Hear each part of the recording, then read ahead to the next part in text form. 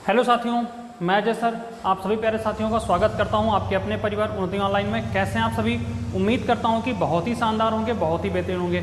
मेरे प्यारे साथियों, क्लासेस इस समय भैया बहुत लेट लपेट चल रही हैं। मीन्स कि कुछ क्लासें हो पा रही, कुछ नहीं हो पा रही, मतलब रेगुलरिटी नहीं हो पा रही क्लासों में।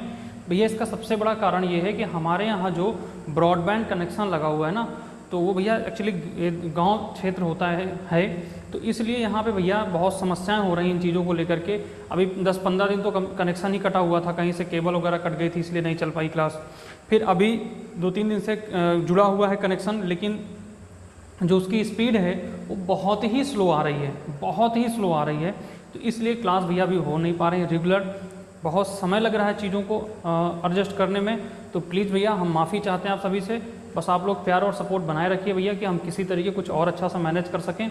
भैया आप सभी के लिए आप सभी से रिक्वेस्ट यही है कि भाई आप लोग प्यार और सपोर्ट बनाए रखेंगे तभी कुछ अच्छा हो पाएगा, ठीक है ना। और हम अच्छे से जो भी मैटर पढ़ाएंगे वो अच्छा सा पढ़ाएंगे। अभी हमारे चैनल पर और अपने ऑफिशियल चैनल पर आप सभी को पता है कि 9 to 12 की भी क्लासेस शुरू हो रही हैं, लेकिन बस इसी के कारण नहीं हो पा रही, नहीं तो आज से 10 से 15 दिन पहले ही क्लासेस स्टार्ट हो चुकी होती। तो चलिए भाई, कोई दिक्कत नहीं है। हम लोग सीधा अपने जूनियर असिस्टेंट के लिए आज हम लोग पढ़ रहे हैं हिंदी, जो कि हम लोग एक हिंदी में एक सीरीज़ शुरू किया है जिसमें हम आपको भी पदबंध वगैरह पढ़ा रहे हैं, वाक्य के भेद वगैरह पढ़ा रहे हैं। पहला मैंने चैप्टर आपको पढ़ाया था वाक्य, ठीक है। वाक्य के बाद मैंने आपको पढ़ाया पदबंध और पद पढ़ाया। आज मैं आपको पढ़ाने जा रहा हूँ वाक्य के भेद। आज आप लोग ध्यान रखिएगा भाई, आज मैं आपको पढ़ाने जा रहा हूँ भाई वाक्य के भेद, ठीक है। वाक्य और वाक्य के भेद पढ़ाने जा रहा हूँ, तो इसको भी अच्छे से समझना और अच्छे से आप लोग इसको नोट डाउन कर सकते हो। Telegram GK by Ajay sir करके है, उसको ज्वाइन कर लीजिएगा। वहाँ पे आप सबको इसकी पीडीएफ वगैरह प्रोवाइड हो जाती हैं। तो भैया चलिए शुरू करते हैं एक बार शानदार तरीके से, बेहतरीन तरीके से। बस आप लोग अपना प्यार और सपोर्ट बनाए रखिएगा भाई, ठीक है। देखो भाई, आप लोग जरा देख लीजिएगा दिख रहा है कि नहीं दिख रहा है, और नहीं दिख रहा तो जरा हमें कमेंट कर दीजिएगा भाई शानदार तरीके से। कोई दिक्कत नहीं, चीज़ें लगभग हमारे हिसाब से सभी चीज़ें दिख रही हैं, कोई ऐसी दिक्कत नहीं है भाई, ठीक है। चलिए देखिएगा मेरे प्यारे भाई क्या कह रहे हैं यहाँ पे। सबसे पहले बात करें हम लोग वाक्य रचना की। हम लोग सबसे पहले बात करेंगे भाई वाक्य रचना। वाक्य क्या होता है भैया? ध्यान रखना, वाक्य होता है पदों या शब्दों का एक सार्थक समूह क्या कहलाता है? वाक्य कहलाता है।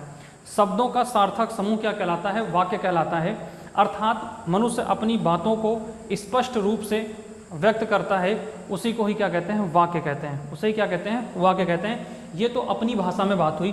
थोड़ा सा अगर आप लोग शब्दों की भाषा में देखें, किताबी भाषा में, पदों या सार्थक शब्दों का व्यवस्थित समूह जिसमें वक्ता के कथन या आशय का अर्थपूर्ण स्पष्ट होता है, वहाँ पे क्या कहलाता है? अर्थ स्पष्ट होता है, वहाँ पे क्या कहलाता है? वह वाक्य कहलाता है। मतलब हम आपसे जो बातें कर रहे हैं ना, ये सारी बातें एक वाक्य के रूप में हम आपसे कर रहे हैं, जबकि इन बातों में क्या है? एक एक शब्द मिल करके एक एक शब्द पिरोए गए हैं। जैसे कि जो मोतियों का माला होता है उसमें एक एक मोती पिरोए जाते हैं तो एक माला बनता है सुंदर सा। एक फूल, कई सारे फूल पिरोए जाते हैं तो एक अच्छा सा फूल का माला बनता है। उसी प्रकार भैया जब कई अच्छे सारे शब्दों का प्रयोग किया जाता है तो एक सार्थक वाक्य बनता है। एक क्या बनता है? सार्थक वाक्य बनता है। बात समझ में आ रही है? चलिए, अब तो यहाँ पे आप लोग समझ गए होंगे मेरे हिसाब से। वाक्य कोई आपकी परिभाषा पूछी नहीं जाती है, लेकिन आपको चीज़ें समझनी चाहिए। बात करें भैया कि वाक्य के अंग कितने होते हैं भैया, तो सबसे पहली बात करें वाक्य के अंग क्या होते हैं, तो वाक्य के 2 अंग होते हैं। ध्यान रखिएगा, वाक्य के कितने अंग होते हैं? 2 अंग होते हैं। एक भैया आपका होता है उद्देश्य, एक और आपका होता है विधेय। एक उद्देश्य होता है और एक आपका विधेय होता है, ये आप लोग ध्यान रखेंगे। उद्देश्य और विधेय, इन दोनों में खासियत क्या होती है, विशेषता क्या होती है? वाक्य में जिसके बारे में बात कही जाए, अगर कोई एक वाक्य लिखा गया है, उस वाक्य में जिसके बारे में अगर कोई बात कही जाए वो उद्देश्य होता है, और उसके बारे में जो बात कही जाए वो क्या होता है? विधेय होता है। कहने का मतलब ये है, जैसे मैं आपसे बात करूं, जैसे मैं आपसे एक वाक्य लिखता हूं यहाँ पे, उदाहरण के लिए आप लोग समझिएगा ध्यान से। उदाहरण के तौर पर अगर लिखा है मोहन आज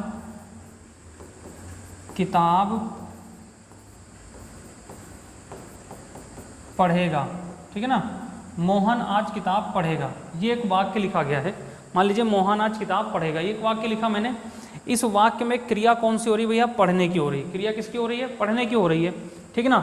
अब ये बताओ, ये पढ़ने की क्रिया हो रही है, इसमें जो है किसके बारे में बात कही गई है? तो ध्यान रखना भाई, पढ़ने के बारे में बात कही गई। किसके बारे में बात कही गई? पढ़ने के बारे में बात कही गई है। लेकिन ये पढ़ाई कौन करेगा?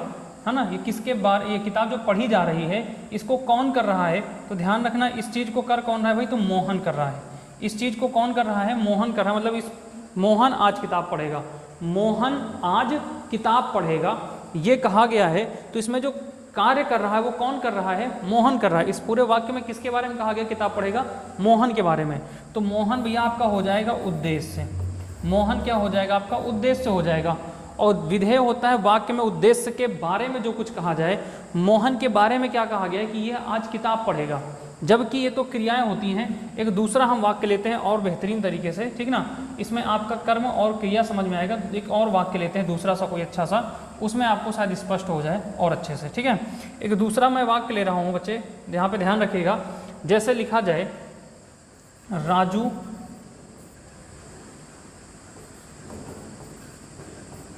तीव्र गति से दौड़ रहा है, राजू तीव्र गति से दौड़ रहा है। ये ध्यान रखिएगा आप लोग, यहाँ पे कह रहा है कि राजू तीव्र गति से दौड़ रहा है। तो भैया इसमें ध्यान रखना, इसमें आप लोग ध्यान रखेंगे दौड़ने की क्रिया कौन कर रहा है, राजू कर रहा है। इसका मतलब इसमें किसके बारे में बात कही गई है, राजू के बारे में बात कही गई है। दूसरी बात है ध्यान रखना, जिसके बारे में कोई विशेषता बताई जाए, जिसके बारे में अगर कोई विशेषता बताई जाए उसे उद्देश्य कहते हैं।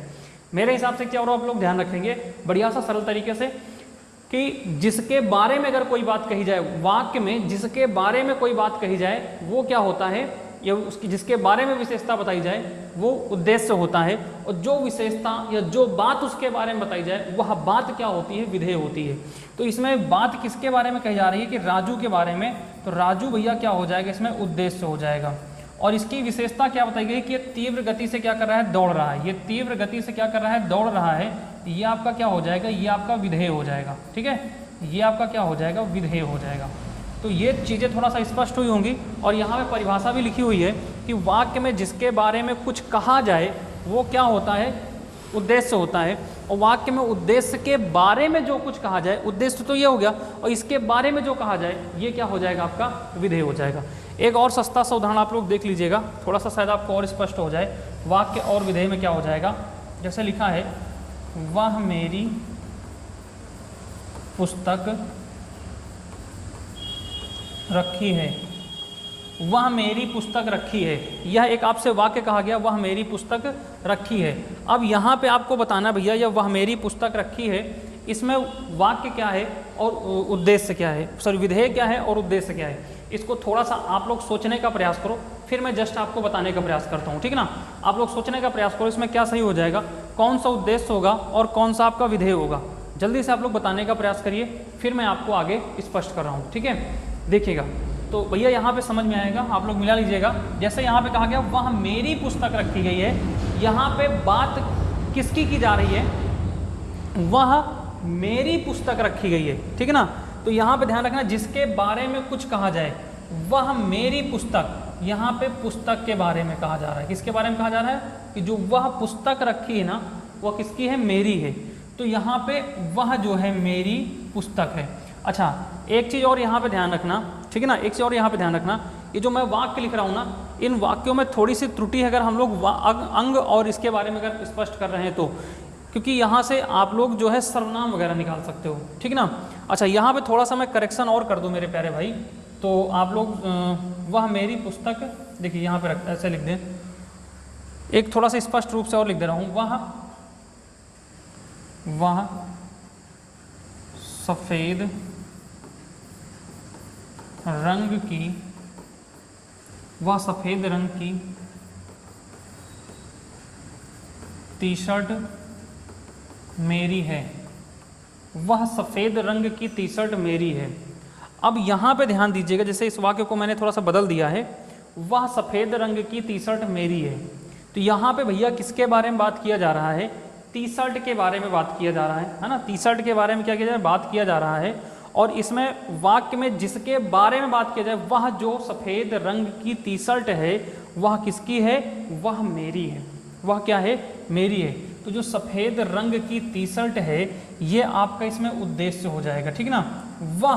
वह इसमें सर्वनाम का काम कर रहा है, ये सर्वनाम का काम कर रहा है। वह सफ़ेद रंग की टी शर्ट मेरी है, ये बताया जा रहा है कि वह जो सफ़ेद रंग की टी शर्ट है वो किसकी है, मेरी है। वो किसकी भाई, मेरी है, ठीक है ना। तो ये ध्यान रखिएगा यहाँ पे। अच्छा, एक चीज़ मैं आपको और बता दूँ यहाँ पे, ध्यान रखिएगा भाई। अब यहाँ पे मैं स्पष्ट करता चलूँ, इससे ये आपका हो जाएगा उद्देश्य, ठीक है ना। ये आपका क्या बन जाएगा, उद्देश्य बन जाएगा, ठीक है। और विधेय वाक्य में उद्देश्य, वाक्य में उद्देश्य के बारे में जो कुछ कहा जाए, उद्देश्य हो गया मेरी टी शर्ट, सफ़ेद रंग की टी शर्ट, और ये क्या है, मेरी है, ये आपका क्या बन जाएगा, वाक्य बन जाएगा। ये क्या बन जाएगा, वाक्य बन जाएगा, सॉरी विधेय बन जाएगा, आई एम सॉरी। यहाँ पे क्या बन जाएगा, विधेय बन जाएगा भाई। एक सेकेंड भैया, यहाँ पे क्या बन जाएगा, ये विधेय बन जाएगा, ठीक है। ये क्या बन जाएगा, विधेय बन जाएगा। बात समझ में आई, ठीक है। अगर इतनी बात समझ में आई तो आगे थोड़ा बढ़ते हैं भाई। विधेय और उद्देश्य के बारे में ध्यान रखना है। अच्छा, एक चीज़ और ध्यान रखना आप लोग, विधेय, उद्देश्य और विधेय ये पूछे जाते हैं भैया कि निम्नलिखित में से उद्देश्य क्या होते हैं और विधेय क्या होते हैं। तो कहने का मतलब ये है जिसके बारे में कोई बात कही जाए। अच्छा, एक चीज़ यहाँ पे थोड़ा सा और देख लेना, जो टी शर्ट है ना भैया, टी शर्ट, ये टी शर्ट के बारे में कहा जाए कि सफ़ेद रंग की जो टी शर्ट है ये आपका क्या हो जाएगा, उद्देश्य हो जाएगा। वो क्या है, मेरी ही, आपका विधेय हो जाएगा। अगर यहीं पे मेरी ना होता, केवल इतना लिखा होता कि वह सफ़ेद रंग की टी शर्ट है, इतना लिखा होता तो टी शर्ट के बारे में कहा जाता, और टी शर्ट क्या हो जाता, आपका उद्देश्य हो जाता, और सफ़ेद रंग उसकी विशेषता हो जाती, अर्थात विधेय हो जाता। लेकिन यहाँ पे मेरी भी जुड़ गया है साथ में कि वो मेरी है, ठीक है ना। वो क्या हो गया, मेरी है, सफ़ेद रंग की जो टी शर्ट है वो मेरी, ये कह रहा है। चलिए आगे देखिएगा भाई।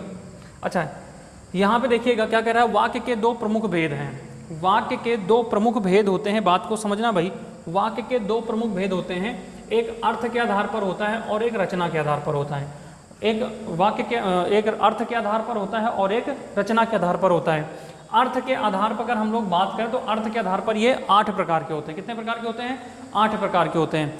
देखिए यहाँ पे आपके सामने स्पष्ट रूप से लिखे हुए हैं 1 2 3, ठीक है ना।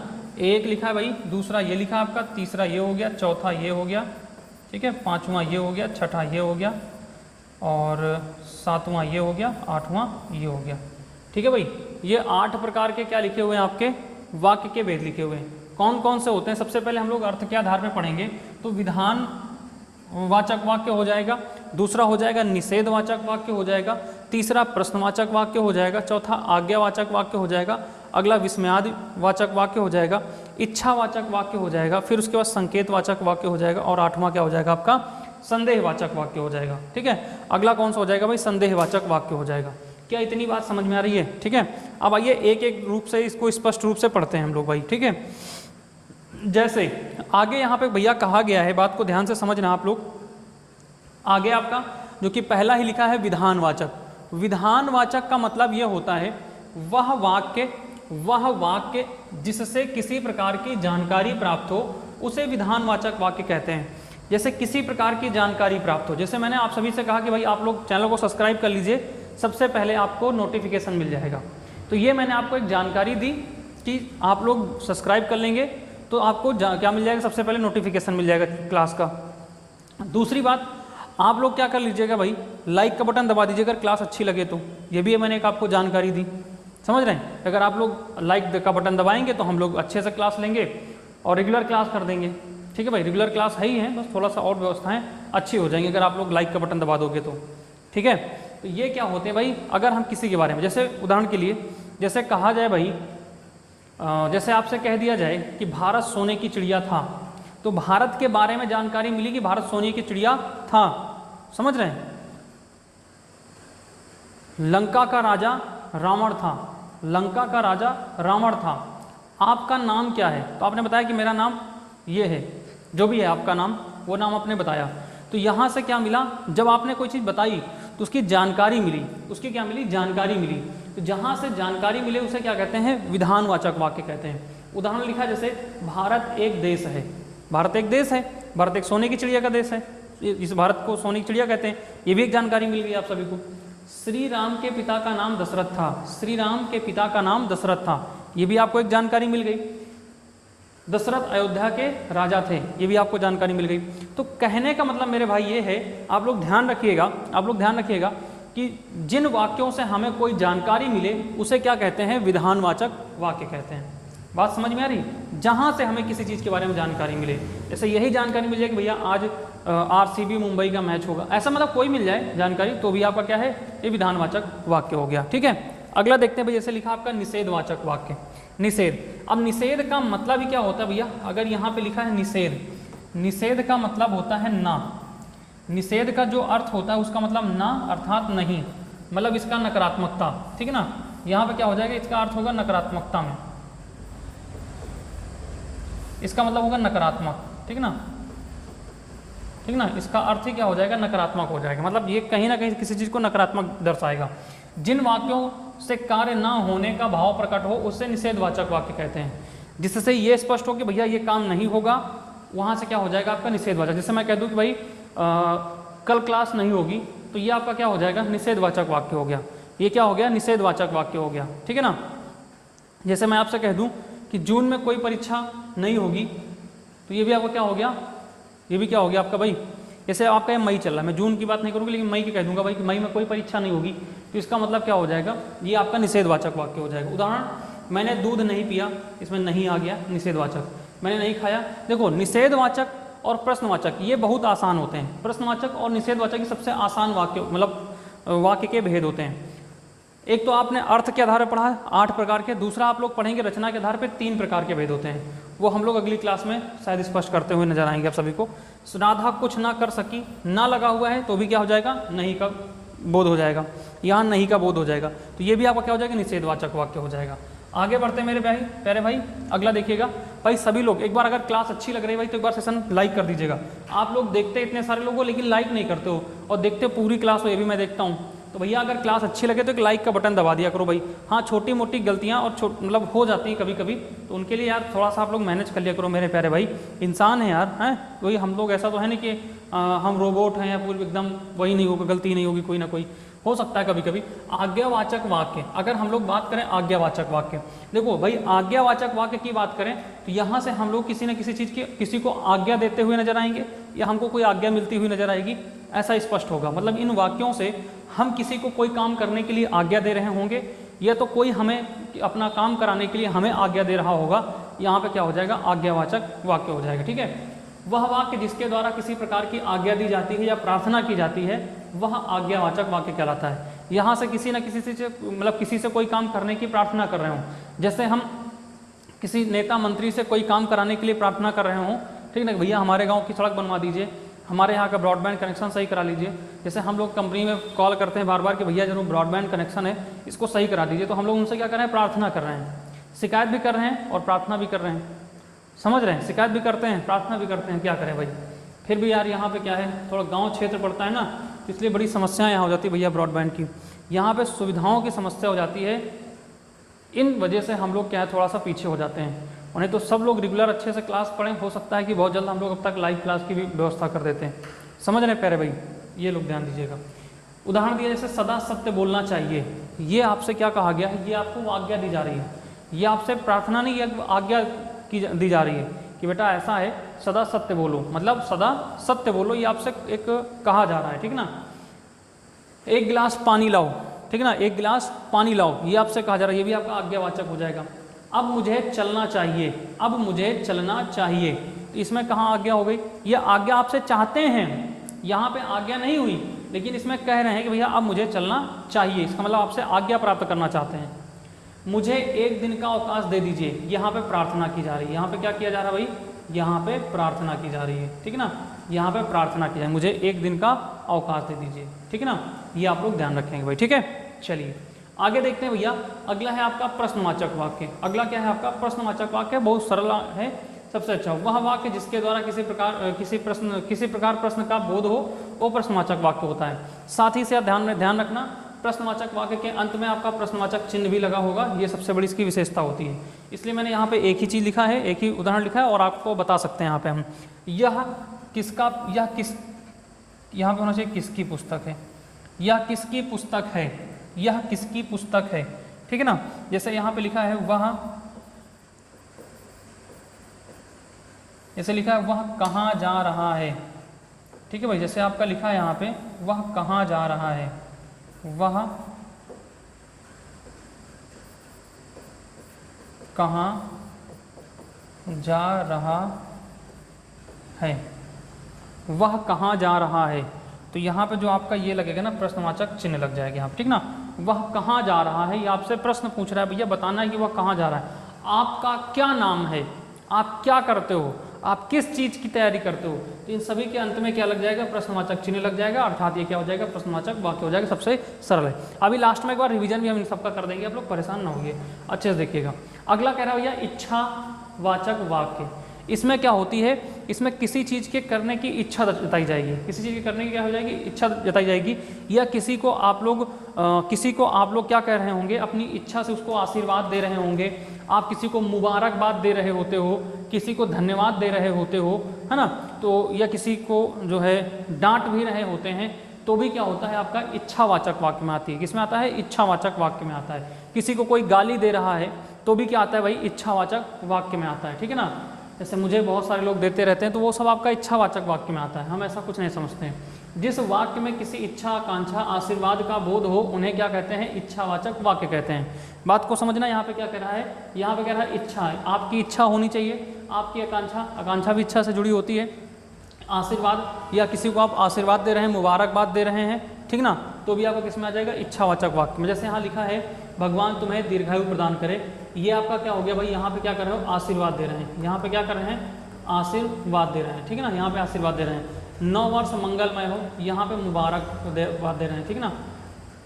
यहाँ पे मुबारकबाद कर रहे हैं, ठीक ना, मुबारकबाद दे रहे हैं, ठीक है ना। यहाँ पे मुबारकबाद दे रहे हैं, तो ये भी आप लोग ध्यान रखिएगा भाई, ठीक ना। यहाँ पे इस चीज़ को भी अच्छे से आप लोग ध्यान रखिएगा भाई, ठीक है। चलिए आगे देखिएगा भाई, यहाँ पे आप लोग क्या कर रहे हैं, मुबारकबाद दे रहे हैं,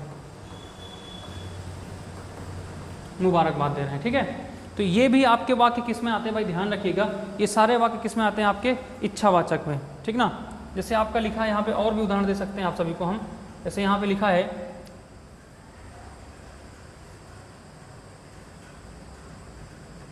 जैसे हाँ लिखा आपका दीर्घायु हो, 9 वर्ष मंगलमय हो, ठीक ना। होली, जैसे लिखा हो हैप्पी होली, तो हैप्पी होली को क्या कहते हैं भाई, दीपावली की शुभकामनाएं। जैसे लिखा है दीपावली की, अरे दीपावली को हैप्पी होली नहीं कहते, लेकिन हम यहाँ दूसरा बताएं, दीपावली की हार्दिक शुभ कामनाएं, ठीक है ना, हार्दिक शुभकामनाएं, ये लिखा है आपका वाक्य, दीपावली की हार्दिक शुभकामनाएं। तो ये भी आपका क्या हो जाएगा भाई, आपका वाक्य इच्छावाचक में हो जाएगा। यहाँ भी शुभकामनाएं, मुबारकबाद दी जा रही है, ठीक ना, यहाँ भी क्या हो जाएगा, आपका इच्छावाचक वाक्य हो जाएगा। अगला भैया पड़ता है आपका संकेतवाचक वाक्य। अगला क्या आता है आपका, संकेतवाचक वाक्य आता है। संकेतवाचक वाक्य की बात करें तो जिन वाक्यों में से एक बात या किसी काम का होना दूसरी बात या काम के होने पर निर्भर करता है, उसे संकेतवाचक वाक्य कहते हैं। मतलब कोई एक काम ऐसा हो जो एक काम होने वाला हो लेकिन वो दूसरे काम पे होने पर निर्भर करता हो, वहाँ पे क्या होता है, संकेतवाचक। जैसे मान लीजिए वर्षा का होना और फसल अच्छी होना, जब तक वर्षा नहीं होगी तब तक फसल अच्छी नहीं होगी। तो ये क्या होता है, एक कार्य पर दूसरा कार्य का निर्भर होना।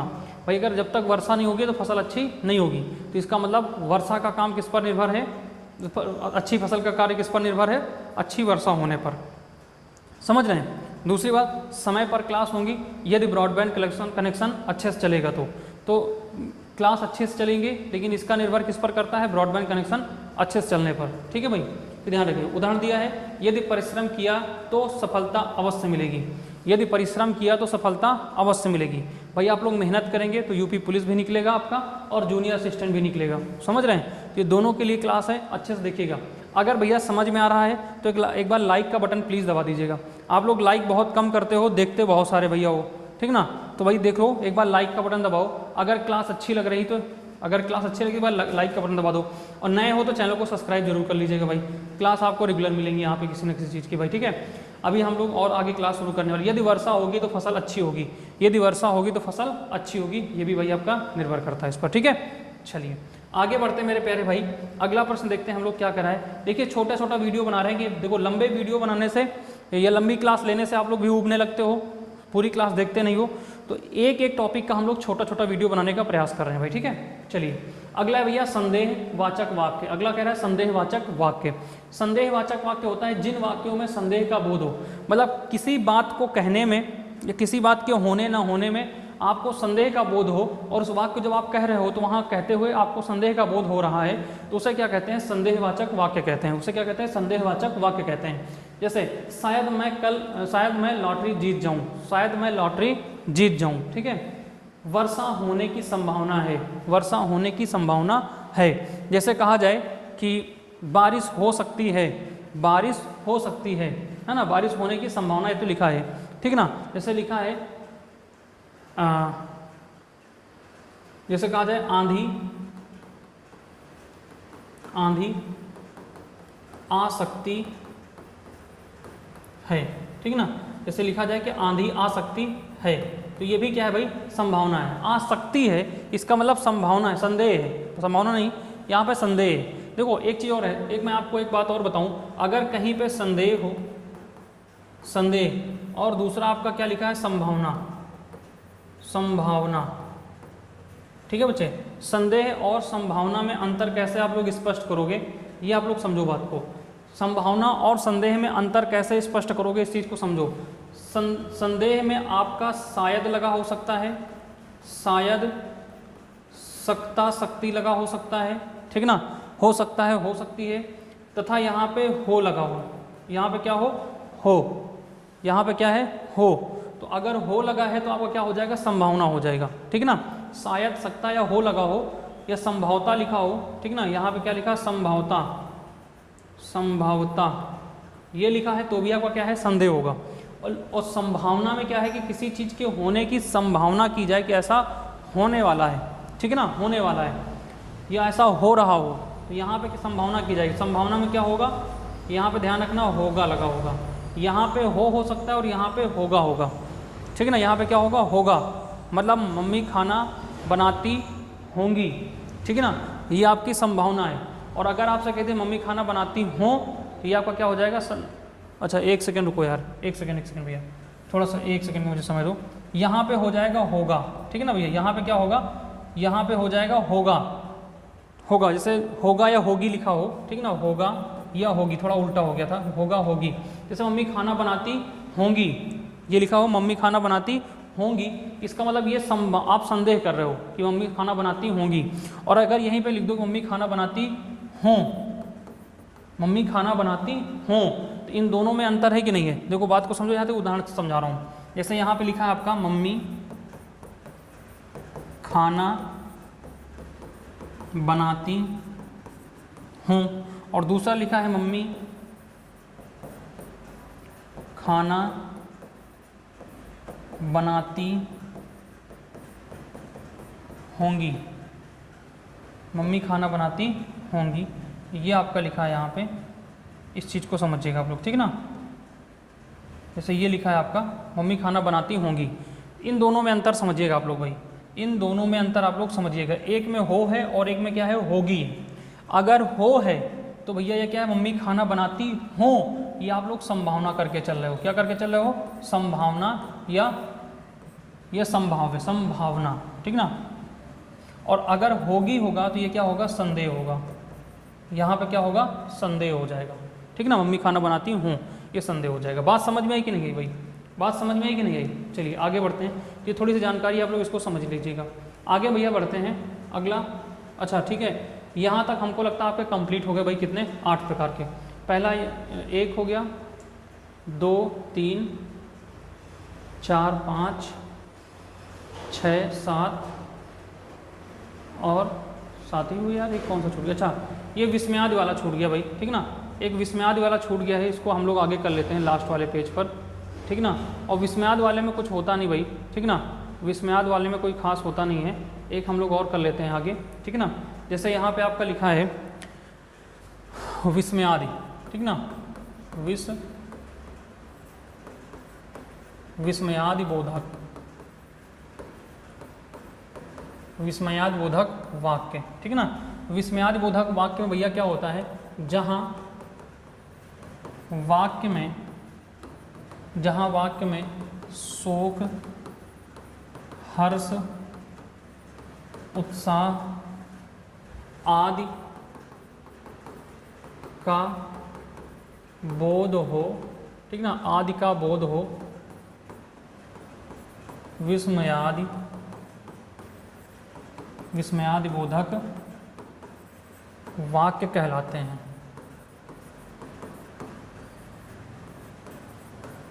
विस्मयादि बोधक वाक्य कहलाते हैं। बात समझ में आई? जैसे आपका लिखा है भाई यहाँ पे, जैसे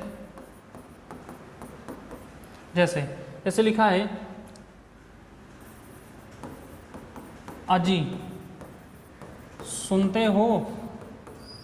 अच्छा, एक चीज ध्यान रखना, जो आपके विस्मयादि बोधक वाक्य होंगे इनमें विस्मय का चिन्ह लगा होगा। इनमें क्या होगा? विस्मय का चिन्ह लगा होगा। ठीक है भाई, इनमें क्या लगा होगा? विस्मय का चिन्ह लगा होगा। ठीक ना, जैसे लिखा आपका शाबाश बेटा, शाबाश, जैसे आपका लिखा है यहाँ पे शाबाश बेटा, ठीक ना, जैसे लिखा शाबाश बेटा, तो ये भी आपको क्या कह रहा है भाई, बड़े उत्साह से कह रहे हैं ना, शाबाश बेटा, ठीक ना, वाह वाह क्या बात है, ठीक ना, जैसे कहा जाए वाह वाह, एक सेकंड, वाह वाह क्या बात है, ये भी कहा जाए तो भैया आपका क्या हो जाएगा? ये भी आपका विस्मयादिबोधक चिन्ह हो जाएगा। ठीक है ना, विस्मयादिबोधक वाक्य हो जाएगा। तो मैं उम्मीद करता हूँ कि भैया ये आपको समझ में आया होगा। एक छोटी सी क्लास मैंने आप सभी के सामने रखी है। क्लास कैसी लगी आप लोग जरूर बताइएगा। कल हम लोग पढ़ेंगे वाक्य का जो अगला पार्ट है, वाक्य का अगला पार्ट है, उसके बारे में पढ़ेंगे। अच्छा, एक बार मैं आपको खींच करके एक बार बता दूँ भैया, इस चीज़ को ध्यान रखिएगा आप लोग थोड़ा सा, ठीक है ना। एक बार मैं खींच कर रिविज़न 2 सेकेंड में करा दे रहा हूँ आप सभी का, फिर उसके बाद हम लोग आगे चलते हैं भाई, ठीक है ना, फिर उसके बाद हम लोग आगे चलते हैं। ठीक, जैसे आपका यहाँ पे लिखा है, देखिए आपका वाक्य के भेद हो गया अगला, यहाँ पे जैसे देखो आपका लिखा भैया क्या है यहाँ पे, एक सेकेंड, जैसे आपका यहाँ पे लिखा है विधानवाचक वाक्य। विधानवाचक वाक्य में जिनसे आपको किसी चीज़ की जानकारी प्राप्त होती हो उसे विधानवाचक वाक्य कहते हैं। निषेध, जहाँ पे नकारात्मकता का बोध हो, नहीं या ना का बोध हो, वहाँ पे क्या होता है? निषेधवाचक वाक्य। प्रश्नवाचक, जहाँ से प्रश्न का बोध हो जिन वाक्यों से, उसे प्रश्नवाचक वाक्य कहते हैं। आज्ञा का मतलब क्या होता है? जहाँ पे किसी के दीर्घायु मतलब किसी को आज्ञा दी जाए, किसी को कोई कार्य करने की आज्ञा दी जाए या प्रार्थना की जाए, वहाँ पे क्या होता है? आज्ञावाचक वाक्य होता है। विस्मय का होता है जहाँ पे विस्मयादिबोधक, हर्ष, शोक आदि का बोध हो, वहाँ पे विस्मयादिबोधक वाक्य होता है। इच्छावाचक, यदि किसी को हम लोग मुबारकबाद दे रहे हैं, किसी को मुबारकबाद दे रहे हैं, शुभकामनाएं दे रहे हैं, तो यहाँ पे क्या होता है? इच्छावाचक वाक्य होता है। किसी से कोई अच्छे काम की उम्मीद रखते हैं तो वहाँ भी क्या होता है? इच्छावाचक वाक्य होता है। मैं चाहता हूँ कि आप अच्छा परिणाम दें, ये भी आपका क्या हो जाएगा? इच्छावाचक वाक्य हो जाएगा। संकेतवाचक वाक्य की बात किया जाए तो जहाँ से एक कार्य का दूसरे कार्य पे होना निर्भर पाया जाए, संकेतवाचक वाक्य होता है। संदेहवाचक वाक्य होता है जहाँ पे कोई किसी कार्य के होने या ना होने की संभावना या संदेह किया जाए, संभावना नहीं, संदेह किया जाए, संदिग्धता पाई जाए, वहाँ पे क्या होता है? संदेहवाचक वाक्य होता है। तो ये 8 प्रकार के वाक्य हो गए। किसके आधार पर भाई? तो ध्यान रखना, ये अर्थ के आधार पर हो गए। अब कल वाली क्लास में हम लोग पढ़ेंगे रचना के आधार पर, जो आप लोग आप पढ़ेंगे सरल वाक्य, मिश्र वाक्य और आप लोग संयुक्त वाक्य पढ़ेंगे, और उसके साथ में जो भी और टॉपिक होगा उसको भी हम उसमें जोड़ देंगे। तो मतलब थोड़ा सा एक लगभग आधे घंटे के आसपास की क्लास बन जाएगी, क्योंकि वो टॉपिक बहुत छोटा है, 3 ही टॉपिक है, 3 ही टाइप हैं। उसके बाद कुछ अच्छा टॉपिक पढ़ाने के लिए हम लोग अगला टॉपिक जोड़ देंगे उसमें, ठीक है भाई। तो एक एक टॉपिक करके हम आपको हिंदी भी कंप्लीट कराते रहेंगे। जल्दी हम आपको पॉलिटी वगैरह की क्लास आपको प्रोवाइड करने वाले हैं। प्यार और सपोर्ट बनाए रखिएगा। मिलते हैं अगली क्लास में। जय हिंद, जय भारत। लाइक और शेयर सब्सक्राइब जरूर कर लीजिएगा। जय हिंद, जय भारत।